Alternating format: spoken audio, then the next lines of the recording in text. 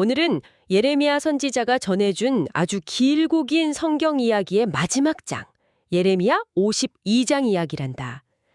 유다 왕국의 마지막 왕인 시드기야라는 사람이 있었어.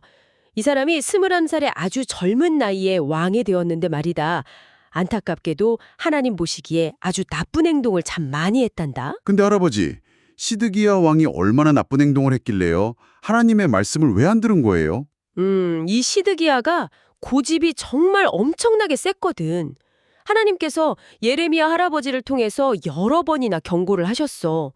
바빌론이라는 아주 힘센 나라에게 고집 부리지 말고 항복해야 살 수 있다고 그렇게 타일러 주셨지. 아, 항복하라고 하셨는데 끝까지 말을 안 들은 거구나.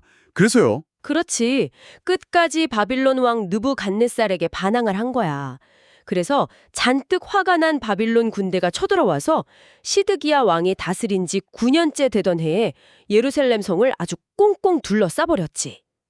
그 상태로 무려 1년 6개월 동안이나 사람들을 갇혀있게 만들었단다. 헉, 1년 반이나요? 아니, 며칠도 아니고 1년 반이나 같이 있으면 밥은 어떻게 먹어요? 밖으로 나가지도 못하잖아요. 아이고, 그러니까 말이다. 성 안에 갇힌 사람들은 먹을 게 다 떨어져서 정말 끔찍한 배고픔에 시달렸어. 사람들이 거리에 쓰러지고 밥을 못 먹어서 병들고 매일매일 적들이 언제 쳐들어올지 몰라서 무서움에 벌벌이 떨어야 했지. 아, 너무 불쌍해요. 진짜 꼼짝도 못하고 갇혀 있었네요. 그럼 그 튼튼했다던 예루살렘 성은 어떻게 된 거예요? 1년 반을 버티다가 결국 그 튼튼했던 예루살렘 성벽에 큰 구멍이 뚫리고 말았어. 바빌론 군인들이 막 무서운 기세로 성 안으로 밀려 들어오기 시작한 거야. 아, 성벽이 뚫렸다고요? 그럼 시드기야 왕은 어떻게 했어요? 빨리 군인들을 모아서 막 싸웠어요? 참 부끄러운 일인데 말이다. 시드기야 왕과 군인들은 캄캄한 밤을 틈타서 성을 몰래 빠져나가 도망을 쳤단다. 자기만 믿고 있던 굶주린 백성들을 성 안에 다 버려두고 말이야. 네, 왕이 도망을 쳤다고요? 세상에 진짜 비겁해요. 자기가 고집 부려서 백성들 다 굶게 만들어 놓고 도망가다니. 그래서요, 끝까지 안 잡히고 도망갔어요? 요단강이 있는 여리고 평야 쪽으로 막 정신없이 도망을 갔는데 결국 바빌론 군대에게 덜미를 잡히고 말았지. 같이 가던 군인들은 뿔뿔이 흩어져서 다 도망가 버리고 시드기야 왕만 혼자 포위돼서 붙잡힌 거야. 으아, 붙잡힌 왕은 어떻게 됐어요? 하나님이 경고하셨는데 안 들어서 막 엄청 큰 벌을 받았나요? 그래, 아주 무섭고 슬픈 벌을 받았지. 조이야, 바빌론 왕이 얼마나 화가 났겠니? 자기를 배신하고 도망까지 쳤으니까. 그래서 시드기야가 보는 바로 그 눈앞에서 시드기야의 아들들과 유다의 신하들을 다 죽여버렸단다. 헉, 자기 아들들이 죽는 걸 눈앞에서 봐야 했다고요? 아, 너무 슬프고 무서워요, 할아버지. 그리고 그게 끝이 아니었어. 아들들이 죽는 걸 보게 한 다음에는 바빌론 왕이 시드기야의 두 눈을 아주 무참하게 뽑아버렸단다. 눈을요? 아, 어떡해. 진짜 너무 무서워요. 무거운 쇠사슬에 꽁꽁 묶여서 바빌론으로 끌려가고 말았지. 그리고 죽는 날까지 캄캄한 감옥에 갇혀서 다시는 빛을 보지 못했어. 조이야, 하나님이 항복하면 너도 살고 가족도 살 수 있다고 주셨던 그 진짜 사랑의 경고를 무시한 결과가 이렇게 참혹했던 거란다. 고집 한번 피웠다가 진짜 너무 끔찍한 벌을 받았네요. 그럼 할아버지, 왕이 그렇게 잡혀가고 나서 남겨진 예루살렘 성이랑 백성들은 어떻게 됐어요? 막 다 부서졌어요? 그 후로 바빌론의 대장인 느부사라단이라는 사람이 예루살렘에 왔어. 이 사람이 왕궁이란 귀족들이 살던 큰 집들은 물론이고 아주 중요했던 여호와의 성전까지 모조리 활활 불태워버렸단다. 그리고 성벽도 다 헐어버렸지. 네. 성전이 붙었다고요? 잠깐만요, 할아버지. 거긴 하나님이 계시는 성전이잖아요. 아니, 하나님은 엄청 힘이 세고 전능하신 분인데 왜 자기 집이 다 부서지고 불타게 내버려 두셨어요? 바빌론 군인들을 번개로 빵 하고 혼내주셔야죠. 우리 조이가 아주 핵심을 찌르는 날카로운 질문을 했구나. 당시 유다 백성들도 다 우리 조이처럼 생각했어. 설마 하나님이 자기 집이 부서지게 내버려 두시겠어? 하고 말이야. 맞아요. 엄청 소중한 곳이잖아요. 그런데 조이야, 하나님께 진짜 중요한 건 금이나 은으로 꾸며진 커다란 건물이 아니란다. 하나님은 눈에 보이는 건물보다 그 성전에 모이는 백성들의 깨끗한 마음을 더 중요하게 생각하시거든. 아, 백성들의 마음이요? 그렇지. 그런데 유다 백성들은 겉으로는 성전에 와서 얌전하게 제사를 지내는 척하면서 속으로는 나쁜 우상들을 섬기고 약한 사람들을 괴롭히며 아주 더러운 마음을 품고 있었어.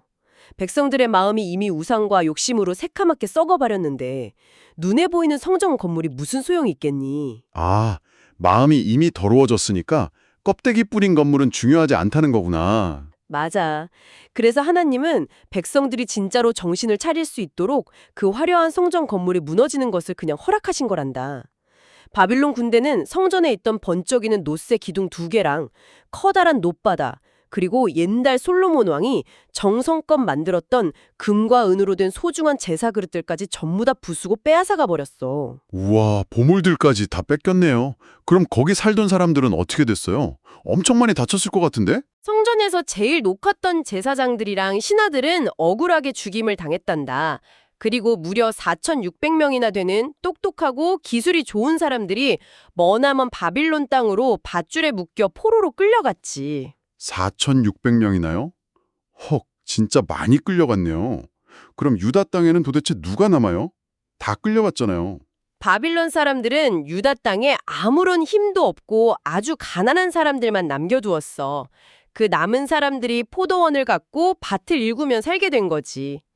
똑똑한 리더들은 다 끌려가고 성벽과 성전은 불타서 잿더미가 되고 정말 나라 전체가 텅 비고 슬프게 끝나버린 것처럼 보였단다.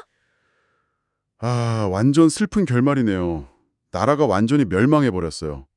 그럼 예레미야 이야기는 이렇게 엉망진창이 된 슬픈 상태로 찌뿌둥하게 끝나는 거예요?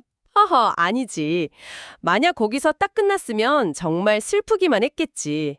그런데 조이야, 이 모든 것이 끝난 것 같은 캄캄하고 슬픈 이야기의 맨 마지막에 아주 놀랍고 신기한 반전이 딱 하나 숨어 있단다. 반전이요? 다 망하고 포로로 끌려갔는데 무슨 반전이 일어날 수가 있어요? 누가 슈퍼맨처럼 나타나서 구해줬어요? 아주 오래전에 유다를 다스리다가 바빌론에 먼저 포로로 끌려갔던 여호야긴이라는 왕이 있었거든. 이 여호야긴 왕의 이야기가 마지막에 깜짝 등장한단다. 요호야긴 왕이요? 그 사람은 어떻게 됐는데요? 여호야긴 왕이 바빌론의 감옥에 갇힌 지 자그마치 37년이나 되었을 때의 일이야. 37년이요? 우와, 진짜 오랫동안 갇혀 있었네요. 감옥에서 할아버지가 되셨겠어요. 그렇지. 그런데 바빌론에 새로운 왕이 왕위에 올랐는데 이 새로운 왕이 가장 먼저 한 일 중에 하나가 바로 여호야긴 왕을 감옥에서 풀어준 거였어. 37년 만에 감옥 문이 활짝 열린 거지. 우와, 감옥에서 풀려났다고요? 다행이다. 게다가 그냥 풀어준 정도가 아니란다. 오랫동안 입고 있던 냄새나고 낡은 죄수복을 벗겨주고 아주 멋진 새 옷으로 갈아입혀 주었어. 그리고 평생 죽는 날까지 바빌론 왕과 한식탁에 마주 앉아서 맛있는 식사를 하며 보살핌을 받았단다. 정말 따뜻한 장면이지. 네.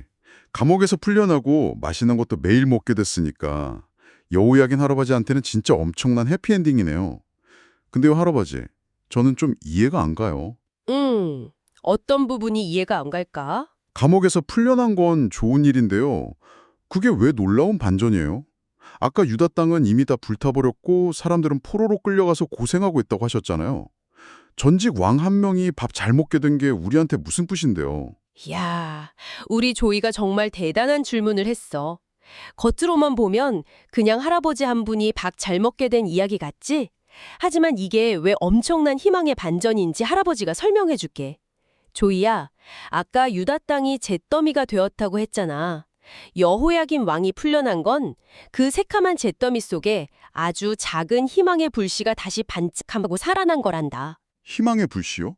그게 어떻게 희망이 돼요? 아주 먼 옛날에 하나님께서 다윗 왕에게 하셨던 놀라운 약속이 하나 있었어. 내가 내 후손을 영원히 지켜주고 왕위를 이어가게 해주겠다는 약속이었지.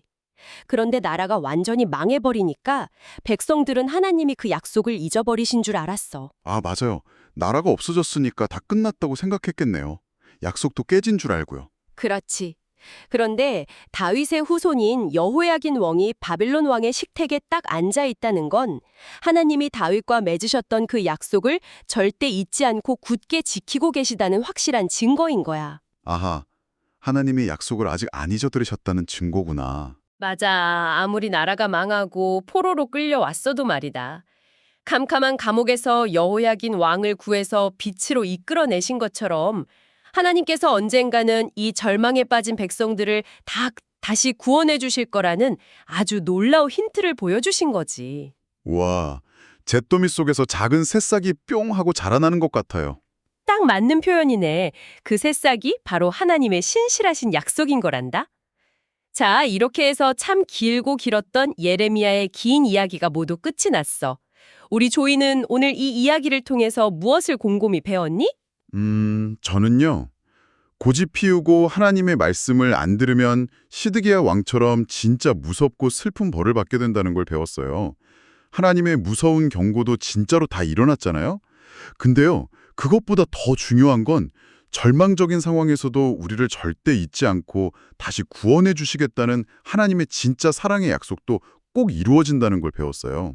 아이고, 기특해라. 우리 손녀가 아주 깊고 훌륭하게 잘 깨달았구나. 할아버지가 더 덧붙일 말이 없네.